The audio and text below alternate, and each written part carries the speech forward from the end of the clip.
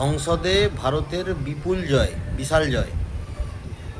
বর্তমান কেন্দ্র সরকার, মোদী সরকার মহিলা সংরক্ষণ বিলের নাম করে সংসদে ডিলিমিটেশন বিল পাস করে দেওয়ার ধান্দায় ছিল, তো সেটা রুখে দেওয়া হয়েছে।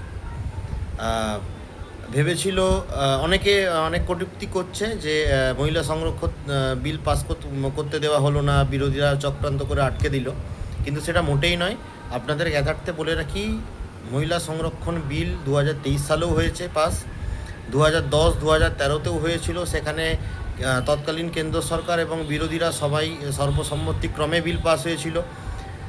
মহিলা সংরক্ষণ বিলে কারোর কোনো আপত্তি নেই, কিন্তু মহিলা সংরক্ষণ বিলের নাম করে ডিলিমিটেশন বিল বা আসন পুনর্বিন্যাস করার যে চক্রান্ত, সংসদে একচেটিয়া বিজেপির রাজত্ব কায়েম করার যে চক্রান্ত, তা আটকে দেওয়া হয়েছে। যতটা ভোট পাওয়ার দরকার ছিল বিলটা পাস করার জন্য, ততটা ভোট পাওয়া যায়নি এবং বিরোধীদের তরফ থেকেও বিপুল ভোট পড়েছে বিলের বিপক্ষে।